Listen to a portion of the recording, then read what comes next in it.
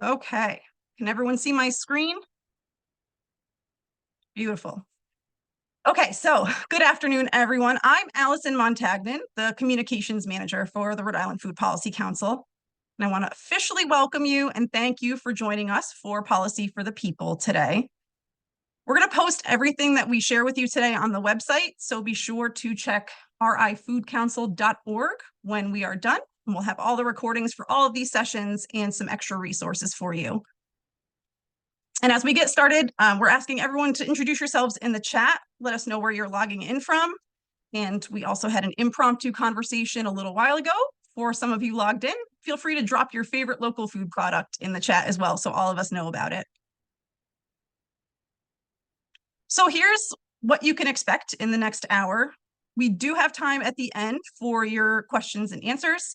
But I encourage you to use the chat if you think of something and you don't want to lose your thought. That's okay. We'll scroll back up and find it. But we're going to start with why food policy matters and how to participate at a level that's comfortable for you. And we're also going to talk about what the council is advocating for this legislative session, which actually starts in January. So get ready. The work groups that we have been planning their advocacy approaches for quite a while now. They're working very hard.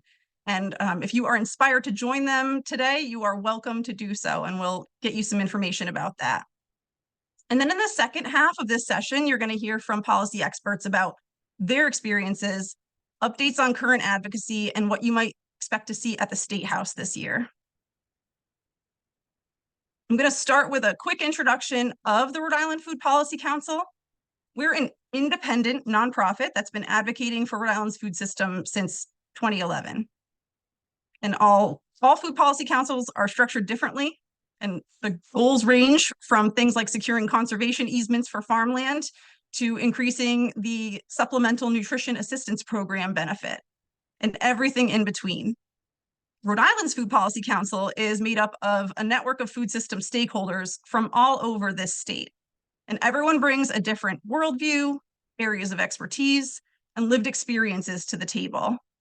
They self-organize into teams or work groups and collaborate to solve complex problems in ways they wouldn't be able to do separately. And they all share a commitment to RIFPC's mission to build an equitable, accessible, economically vibrant, and environmentally sustainable food system for all Rhode Islanders. Our council members are volunteers, but there's a small staff working to support them with facilitation, network building, and collaboration tools and other resources. So we pay attention to the entirety of the food system, which means the inner circle of arrows that you see here, as well as the items on the outside of the circle. The council has a vision to see an increase in production of and demand for local food, a thriving and just food economy, access to affordable, healthful, culturally relevant food for all residents, community health for all residents, and a sustainable environment. And this visual is to help emphasize that all of us are a part of the food system, and that means we're all its stakeholders. Council members are stakeholders who've made an intentional commitment to address climate change, racism, and other serious food system issues by centering equity in everything they do to ensure justice and resiliency for all. This snapshot here offers some facts and figures that show just how important the food system is. Our food system generates $12 billion in annual sales and employs nearly 64,000 people, with over 55,000 acres of agricultural land and annual sales from our seafood sector topping $600 million. Meanwhile, at the same time, there's a third of our neighbors that are food insecure, and we throw over 100,000 tons of compostable food waste into the landfill each year. So whether your interest is in the economy, community health and well-being, or the environment, having strong data like this is key. You can actually find more data like this on our website. We have a data dashboard that is incredible, and I hope you'll explore it. And in January, we're also hosting an event just like this one that'll be on Rhode Island's first food system fact book. And we will be sure to share that registration with you after this.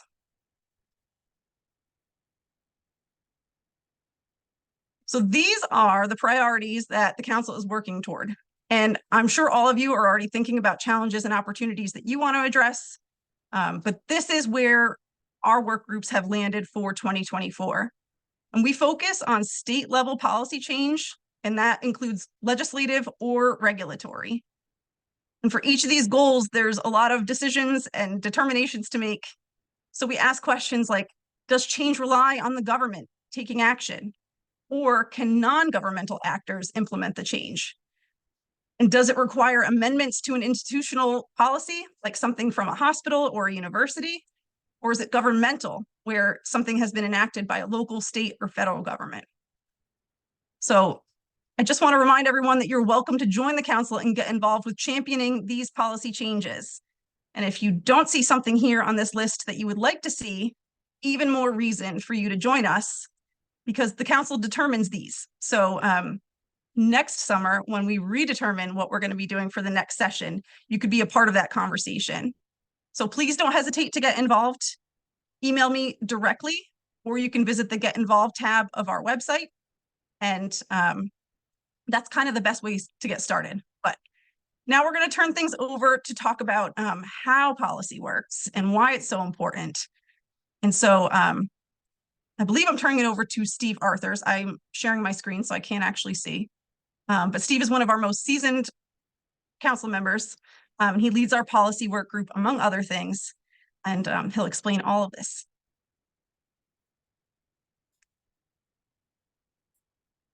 Allie, I'm not sure, is Steve on the call?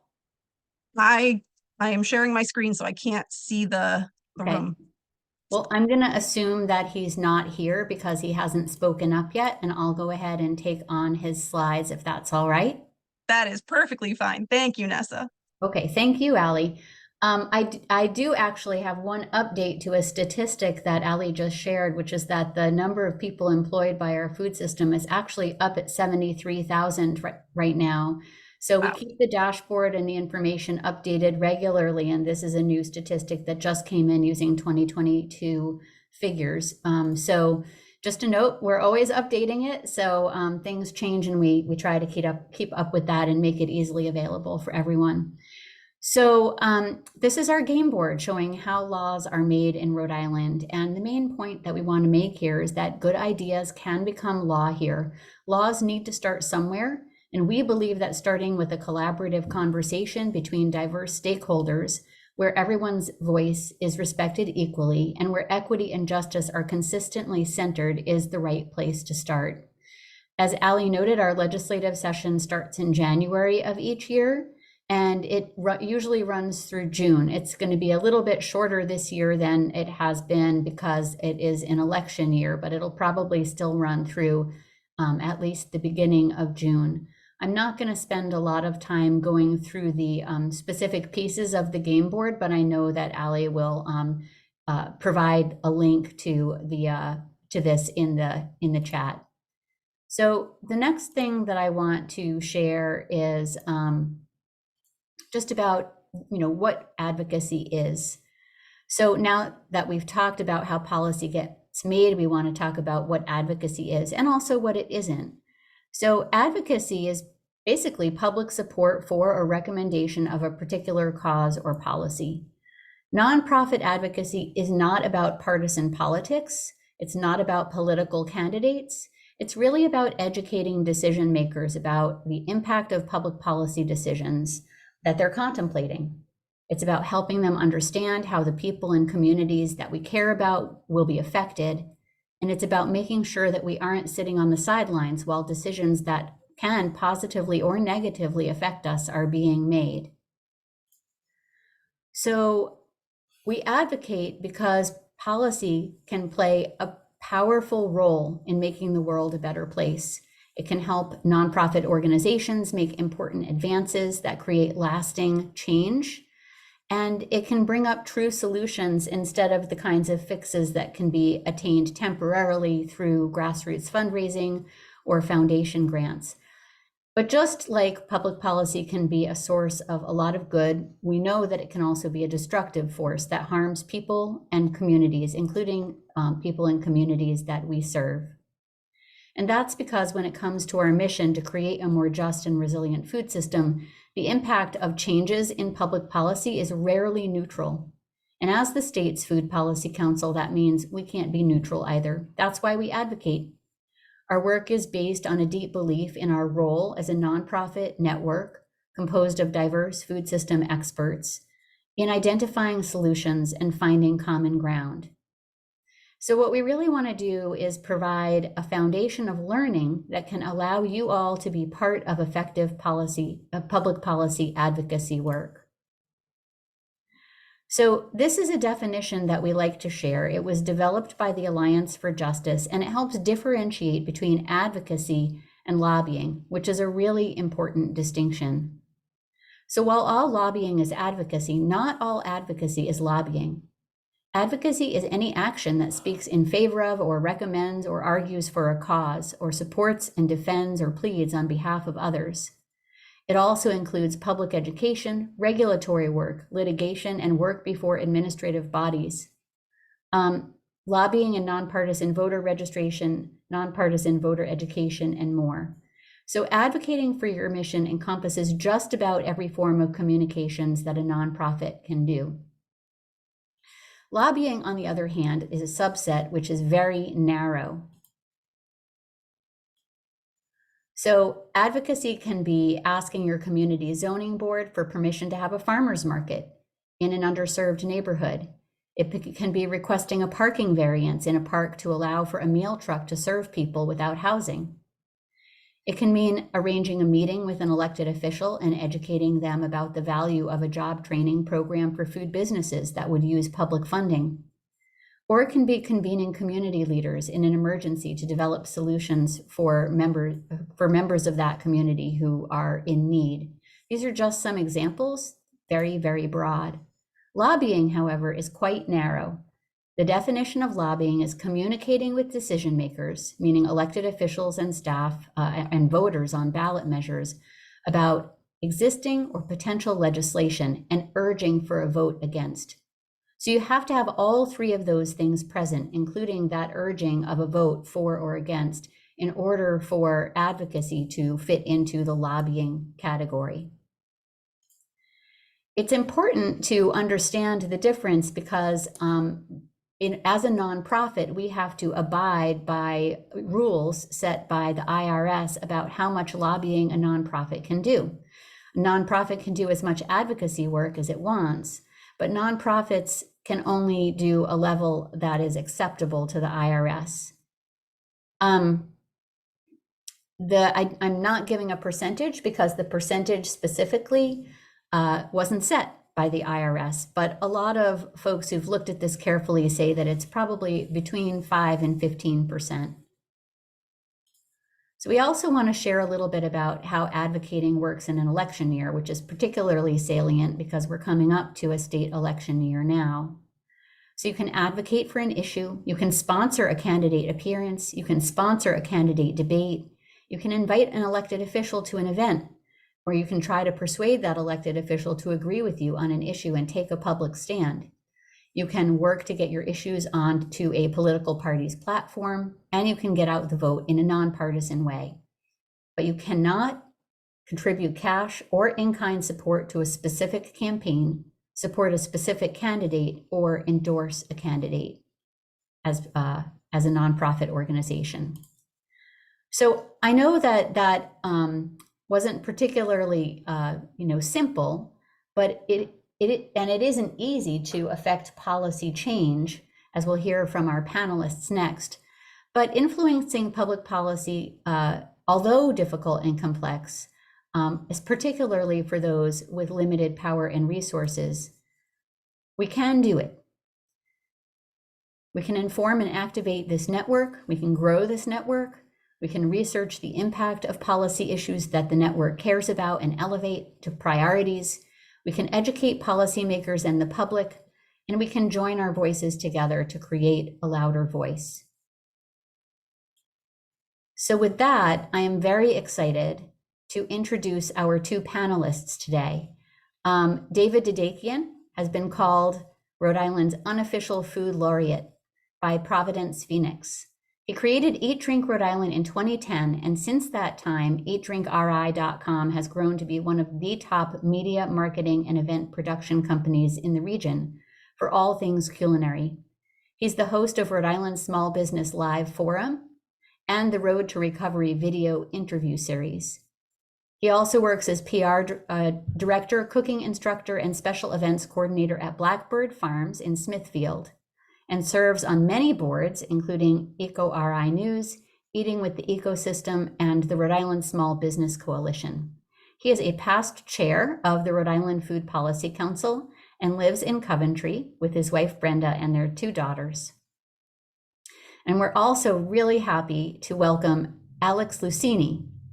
Alex graduated from Roger Williams University in 2022 with a Master's of Science in Leadership.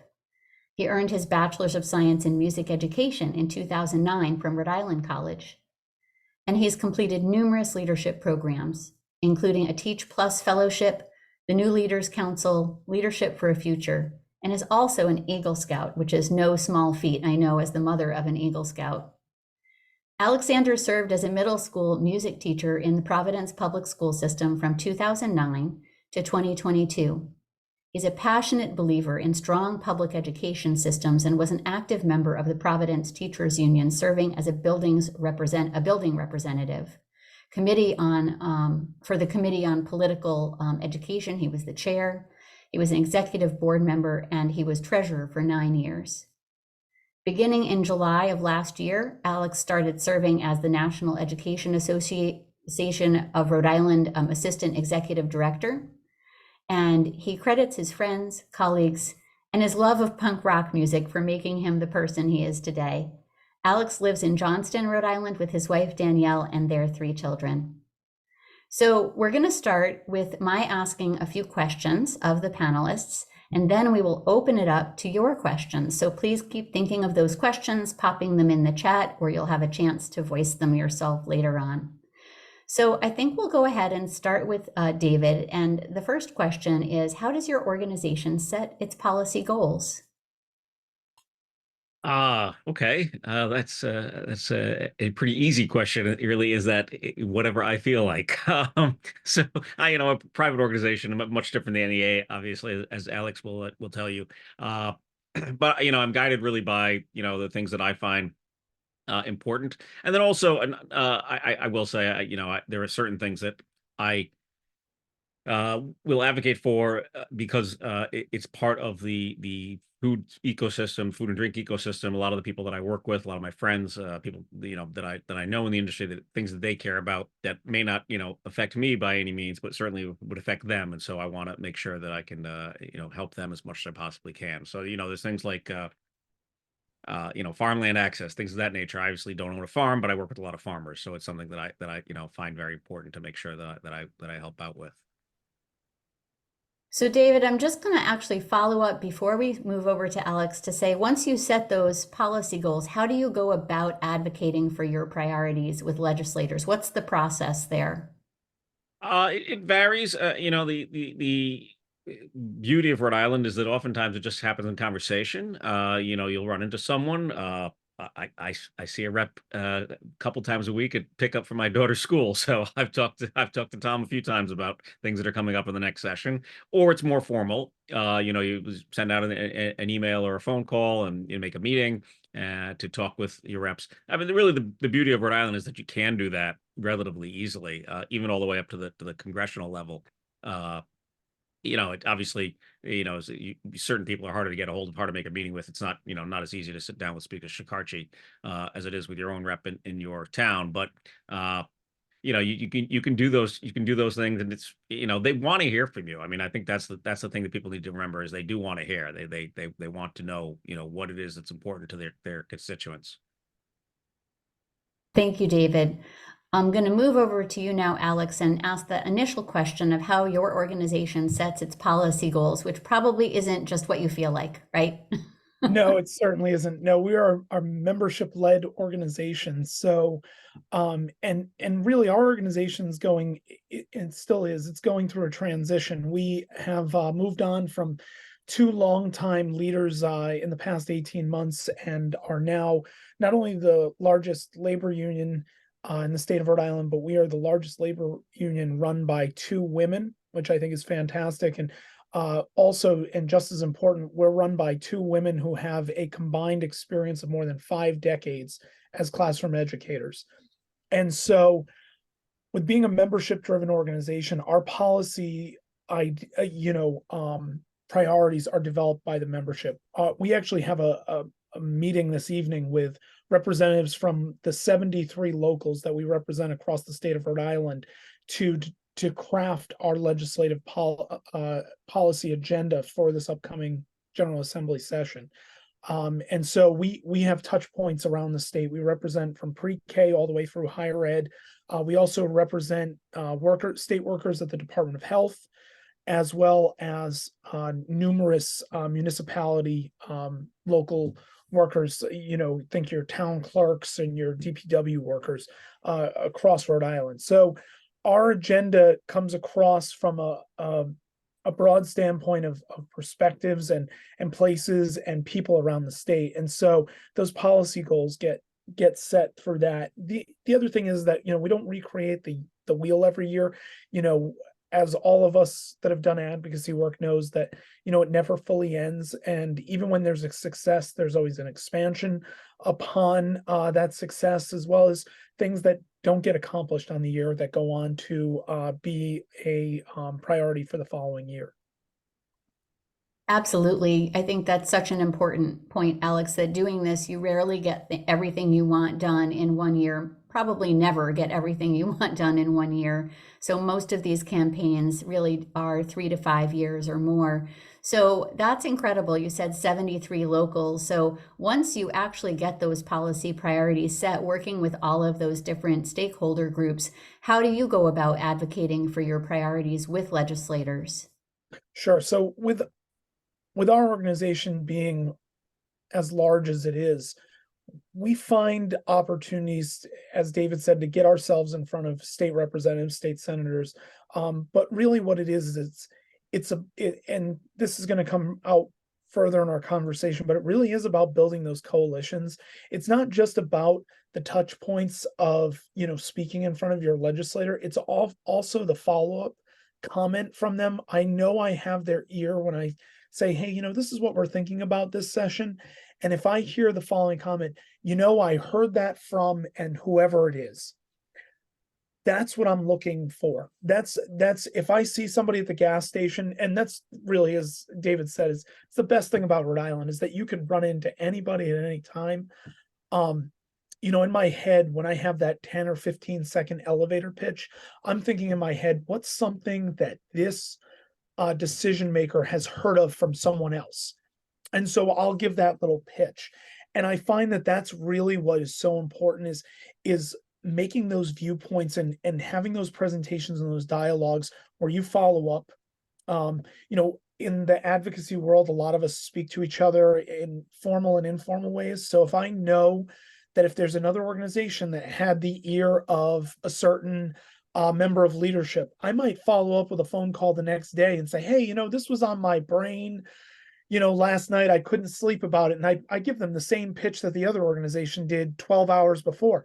And it's this gentle reminder, like there's a tidal wave of support for a certain issue. So I think it's, trying to meet decision makers where they're at, whether it's in formal or informal settings, and then also trying to get multiple touch points in different ways, whether it's from our members. And, I'll share some things later on about how we're looking to get our members in front of decision makers. And then it's also about framing the conversation in different ways about how to make this, whatever the advocacy goal is, how to make it successful for everybody around you, including the decision makers.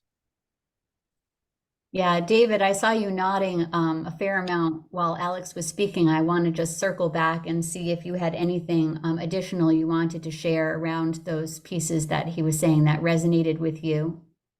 I mean, it's an excellent point about repetition. I mean, that's really, it's hugely valuable, to be able to do that, to say, well, I'm interested in this particular issue.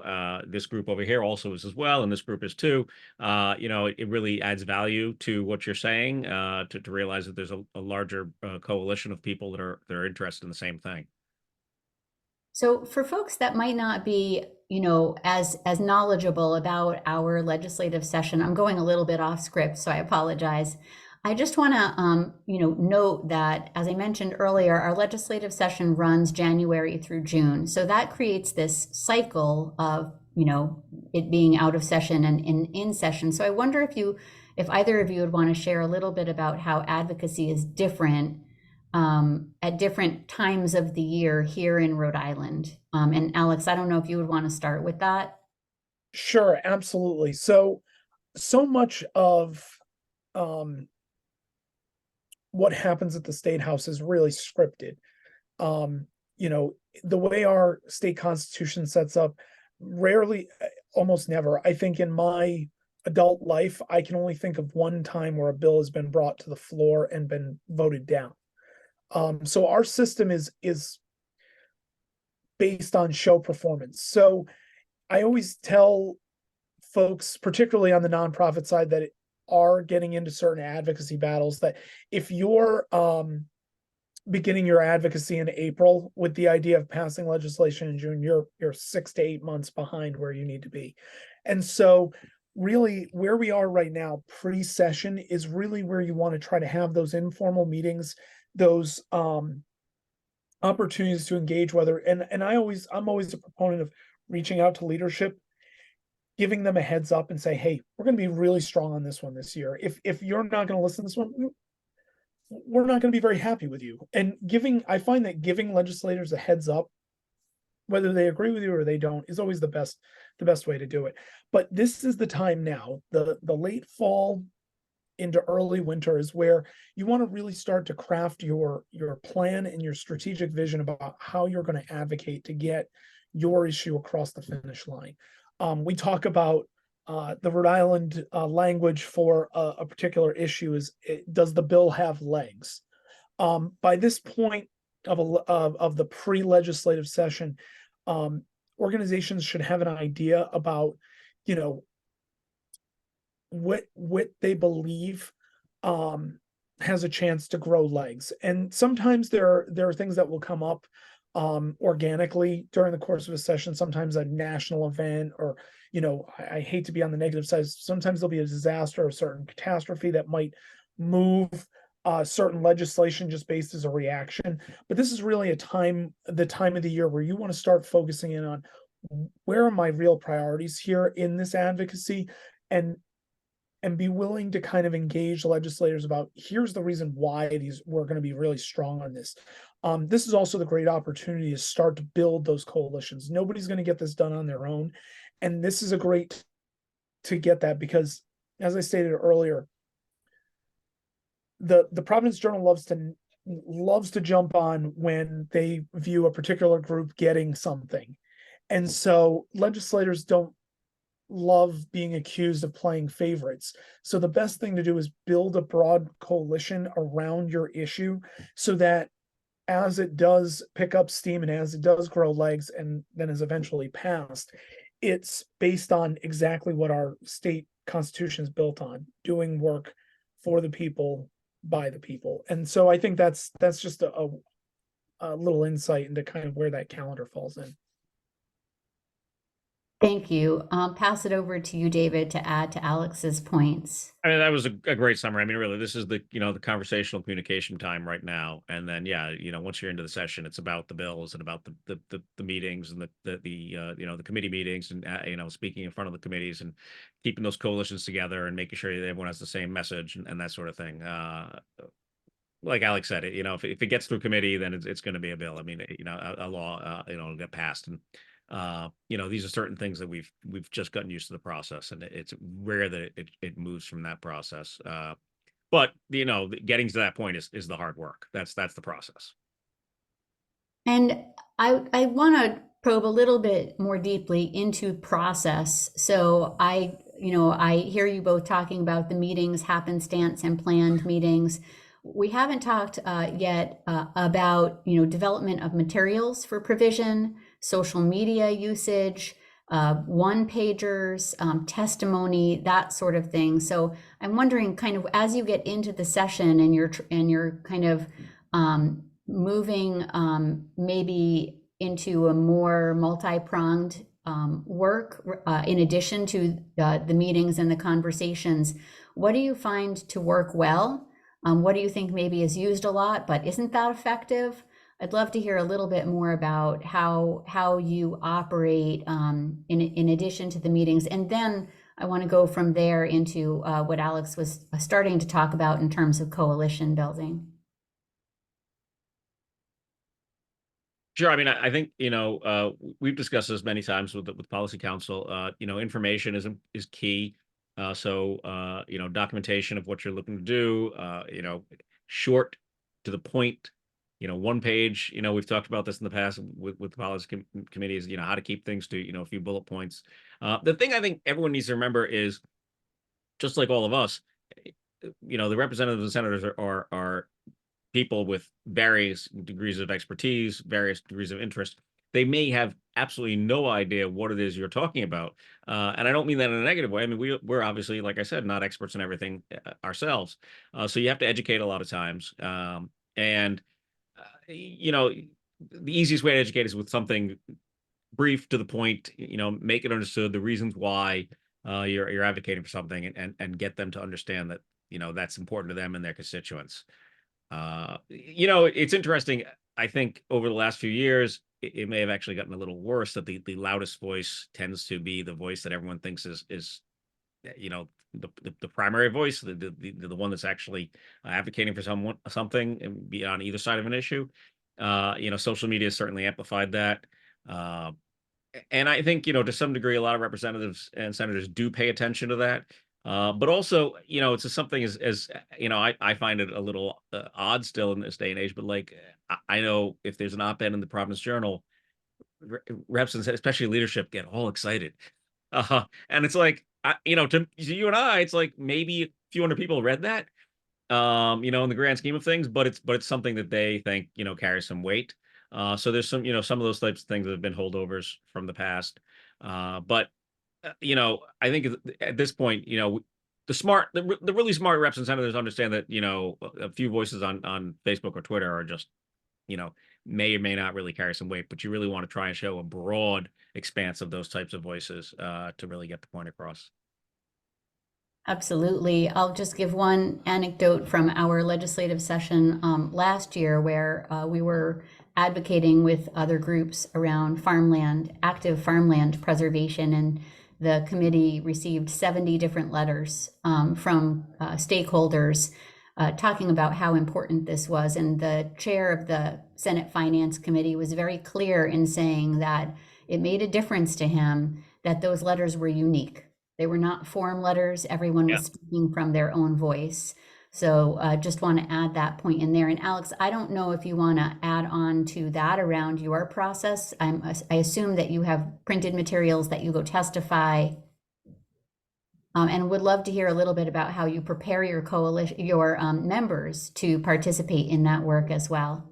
Sure. I think David was spot on with, simple, quick bullet points, 3 to 5 at the max. And so what we'll do is we try to come up with, important factual information, and also, a human element, why this is important. And I think how it's going to affect and benefit the lives of Rhode Islanders is important. So we train our members in that. We give those materials to them in advance so that they have some time to be able to digest it. I think the only other piece of advice that I'd like to just kind of put out in the space is, don't run from bad facts. And by bad facts, I mean costs. We have been trained that cost is bad. And, if there's anything that I've learned from being up there, it's lean into the cost and say, you're damn right, this is what it costs, because it's going to provide all of these things to Rhode Islanders. And that's something that I think is really wishy-washy. And some lessons that I've learned is waiting for an actuarial study, or, saying, oh, we understand this is, it might not be a priority because, money's been allocated elsewhere. is to really that your issue needs to be something that you're willing to put out there and say, you know, this is an essential investment into the lives of Rhode Islanders. And that's something that I just, you know, in my younger days, in my, you know, more brash days, that was something I hid from. I hid from, quote, bad facts. But what I do now is, you know, I think being upfront about that is really helpful. I actually see more legislation skipped upon just because there is ambiguity around what the cost is. So finding a cost center, even if it's high, is not necessarily a negative. And I think that's something that all of us doing advocacy work need to be able to embrace a little bit more. You know, we're always concerned about, you know, fiscal cliffs and you know, the budget revenue estimating conference, you know, coming in lower. You know, sure, those are issues, but if we want to really advance our legislation, we have to be upfront that there's a cost and there's an investment into providing, you know, a better outcome for the people of Rhode Island. Thanks, Alex. I definitely appreciate that perspective. I wonder if you could talk a little bit maybe about a particular coalition that you've been a part of, and what role kind of you play within a coalition. Well, I'll talk about the most recent one being the Healthy School Meals Coalition that we have been working on around the idea of a universal school meal program to bring to all Rhode Island students. I've learned a lot from being a member of that coalition, and I said earlier, kind of in our pre-meeting, that you know I'm not a, you know, I'm a big picture person. You know, I'm not fine print. I'm not diving into all the policy, and I think that every organization that partners and forms a coalition brings something unique and something essential to the work of an advocacy campaign. And so I like to think of, you know, how NEA Rhode Island has been a partner in the Healthy School Meals Coalition. What we bring 12,000 members, you know, essentially 1 in every 100 Rhode Islanders is an NEA RI member. We bring political power. We bring the ability to bring people out to the ballot boxes in elections. We bring years of organizational experience and lobbying at the State House to the coalition. But I also think about the things that we don't have the capacity for, the types of policy information that we've gotten, the types of data sets from our partners like Kids Count Rhode Island, and then, to be quite honest, stories. You know, we have stories of educators and the experiences that they face with their students, but we don't have those hidden stories, those stories that end up in the op-eds, the way that David spoke of, the stories of foster children that are moving from household to household, that they do qualify for free meals under the federal reimbursement program. But if they're moved from home to home, you know, the foster parents might not be filling out that application. And so, you know, that's just one example. And so I think what's so amazing about coalitions is we find ways to be able to fill in each other's weaknesses and on our blind spots. And then, to be quite frank, we all have enemies out there. My organization certainly does. You know, there are times, and there's a certain population of legislators and the general population that doesn't have trust within teachers unions, but they do for other groups. And so by building a coalition, it provides an opportunity to let general citizens know that this type of advocacy is safe because we have signed on, and that there might be an organization that is trusted by a certain person that might not trust my organization. And so it provides cover to all of us. And I think that's really important for us because, you know, I never want my political beliefs or my ideology to get in the way of something that can benefit children. And so in that circumstance, you know, I think it's a great way to be able to synergize things, but it's also a great way for us to let our egos come down a little bit and really advance policy. wonderful description of many different ways that coalitions can make a difference. And I will just note before passing it over to David that the Rhode Island Food Policy Council is also a part of the Rhode Island Healthy Schools Coalition, and really looking forward to helping to support that legislation in the coming session. And there is a work group that's open to anyone who wants to participate in that. So Allie put information in the chat about how to get involved with that, as well as with our other work groups. So David, I wonder if there's anything you would like to share about particular coalition that you think maybe has been important in the past. And you can, if you'd like, you can combine this with kind of my final question, which is about just sharing a little bit about a recent success and or a recent setback. Well, I think, one of the fascinating things about coalitions with the food system is, it really does touch everything. So you're able to find broad support for certain things from very different groups. I mean, my rep before they redistricted, my rep was Michael Chippendale, and we certainly have absolutely nothing in common on just about everything. But he's a strong advocate for the environment. He lives out in Foster and is a strong advocate for the environment. So there were certain things that we could, we could communicate on, and the groups of people that we would put together would sometimes, have more things to talk about with them than you would think about it, and that would help, to extend past committees and into the general session. I think to talk about a recent success, I think we have to point to last year's the farmland, the money put back into the budget to preserve farmland. I mean, that was a great success. It came from a multi-prong, a lot of different groups. The Land Trust obviously was part of that. Obviously, all of the Food Policy Council was wonderful. Through Diane especially.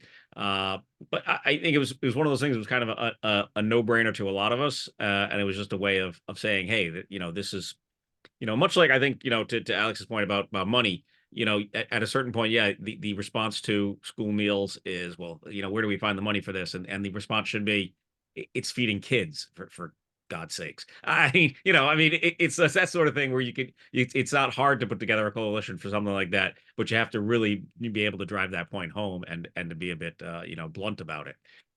So I think, to point to farmland preservation and access last year was a great success, having that get back into a bill for the budget, and hopefully will be permanent in the budget again.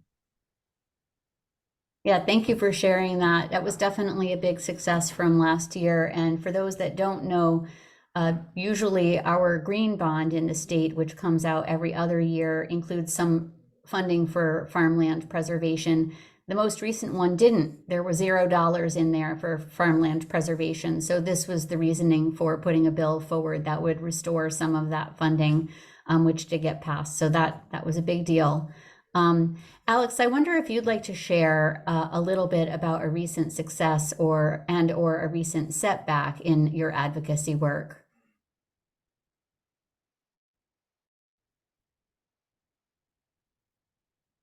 Sure. I think it's been covered quite a bit in the last 12 or 13 years in Rhode Island, but the Rhode Island pension system for public employees, particularly school teachers, is an area that's been hotly debated for a long time. And, anytime you pass a piece of legislation, especially big ticket, immense change, comprehensive legislation, there are unintended consequences. And in Rhode Island, we are facing a lot of unintended consequences of the pension reform of 2011. We are seeing a mass exodus nationally of teachers leaving the profession. On top of that, we had a whole class of dedicated school employees that were required to work longer to reach retirement age in Rhode Island under this new legislation. And the thing is we're reaching a critical mass point where people leaving the profession because they're burned out and people getting to that threshold of retirement are colliding at the same time. And it's going to be very difficult to maintain the numbers of educators in Rhode Island that we need to educate our children if we don't do something and make teaching a profession that one would be wanting to stick around for the long term here in Rhode Island. So there were some ideas. There's an idea known as the Rule of 90 to reach retirement age, in which a teacher would have to be a minimum of 60 years old and have a minimum of 30 years of classroom experience to be able to retire. We were optimistic that we had a chance at passing that last year, and it did not go through. Instead, last minute, there was a change to the formula for retirees by which they receive their cost of living adjustments and their pension checks. And we certainly are understanding that our retirees took quite a financial hit in the comprehensive retirement pension law changes in 2011. However, the establishment of that cost of living adjustment does nothing to solve the crisis of, making sure that we have a qualified educator in every classroom in Rhode Island. So it was a setback. We were able to establish a study commission that has been widely reported on, involving the pension system here in Rhode Island. And I'm cautiously optimistic that we are going to hear some ideas from that commission around how to solve essentially our two issues. How do we incentivize the profession, for the future, as well as how do we honor and celebrate the educators that have spent, decades in our classrooms doing the most important work that our state has, which is educating the next generation of Rhode Island citizens. So it's been a quite a story for the last 12 or 13 years that's been highly controversial, and I think everybody has their own touch point, because everybody in Rhode Island knows somebody that's been affected by it, whether it's a classroom teacher, an education support professional, a bus driver. And so there's a lot that's gone into it. And while there was a setback on that, I am hopeful that we will be able to come to some type of comprehensive reform that can address the needs of our schools in Rhode Island. Thank you for sharing that, Alex. It is indeed an incredibly important issue, and I think all of us can understand and feel it touching our lives. I am going to move to some questions that have been brought up in the chat. We're in a little bit of a speed round part of the webinar at this point. And the first question comes from Caitlin, asking, what is the best and still legal way to say thank you to legislators who advocated and worked alongside us? Well, whiskey is not legal, so you can't do that. Even if it's a local product. No, I mean, thank you is really, just, I don't want to be glib about this, but, feed their ego as best you can. That's the thing, thank them as much as you can, make sure that you acknowledge, what they did if they sponsored the bill or so, something like that, or helped get it through committee. Just, offer as much praise as you can, because that's really all you can do legally, as rightfully so. Right. Yeah. Yeah, good. Thank you for that clarification about what's legal and what's not legal. Alex, what would you say to this one? Invite them into your, if you have an organization, invite them in and thank them for it. It's always better to hear thank you. It's nice to hear thank you, but it's always better to hear thank you in front of 25 people that vote in your district. So that's certainly one way to do it. And then just build relationships. Don't make this, it shouldn't be transactional. Thanks, you passed my bill, now I'm never going to talk to you again. Create a relationship, and that can go both ways, because they might lean into you for some ideas on a particular piece of legislation that comes on down later in the line. Thank you. I'll also note that awards never hurt, and the Rhode Island Food Policy Council just initiated an award, which we gave to an outstanding supportive senator and House member this past year. So that's part of feeding the ego, I think, in the way that David was suggesting. So another question, it might be the last, is from Emlyn Addison, saying, from the point of view of a marketer, where would efforts best be spent in raising awareness and the profile of food advocacy in Rhode Island? Should you target policymakers or target the problem or solutions or organizations, or do you really need to do both of those? So I don't know who'd like to answer that first.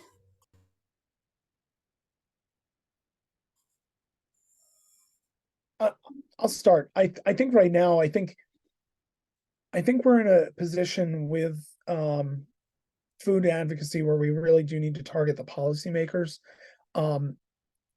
I don't think there's a lot of education that we need to do to let folks know that there's a food crisis in Rhode Island. It's known. You know, from folks that are seeing their bills explode at the grocery store to, you know, legislators are aware of this. It's about really now it's a pressure campaign about, you know, how do we find sustainable ways to be able to alleviate this crisis to citizens. And it's not just at the lowest levels of income thresholds in the state. It's everywhere. And like I said earlier, it's also about finding those, I hate using this term, but I use it over and over again because I haven't found a replacement, hidden populations, you know, whether they are our veteran population, whether they are our, you know, homeless population, there are populations of Rhode Islanders that they don't have a lobbyist at the State House. And I think the thing is that we can build a coalition of people through advocating outside of our own perspective and our own stakeholders is really, and I think that's also something that we need to do more of, to let them know that it's not just, you know, the shield of the NEA is promoting this. It's, you know, here's why we really need to do this, because it reaches the constituents in your district. And so I would say right now it's policymakers. Thank you for that, Alex. I think that also goes something toward answering Caitlin's other question about getting the stories out there and you know, really the importance of that. David, I think I'll give you the last word and then we'll pass it over to Allison to close out the webinar on time. Well, no, I think what Alex just said, I just want to second that. I think that was very valuable, and I apologize for my pup. The mail delivery decided to bring a package and set her off. But I think that, you know, that type of communication. The only thing I will add is I do think, you know, yes, obviously, I think it's, you know, our legislators are more informed and are more aware of the food system now than they ever were, thanks mostly in part to the Food Policy Council. But there's still, you know, education needs to be done. So I'd always try to remember that and always try to use your voice to teach them, you know, in a polite way. Thank you both so much for participating on the panel. I think it's been incredible to hear from both of you, and, you know, two really different kind of ways of going about the work that have many commonalities at the same time. So Allie, I'll pass it over to you to close us out. Thank you. I just learned very much, so I hope that you all did too. We are going to hopefully see you in January for the Food System Fact Book bonus Policy for the People session. But I really have loved seeing many of your faces at many of these sessions over the last few months. I really want to thank David and Alex for joining us. Your expertise is invaluable. And I hope that you all enjoyed this session as much as I did. Please reach out if you are inspired to take part in any of this work, even if you're not sure how you would fit in. I'm very easy to find. You can email me at Allison, ALLISON, @rifoodcouncil.org, and I will be sure to send you an email with that information. And oh, thank you, Nessa, for putting the Join a Work group in the chat. That's also a great direct way to do that. Thank you. I won't keep you much longer, but I hope that we'll see you all again soon. Thank you all very much. Appreciate it. Thank you. Bye. Thank you.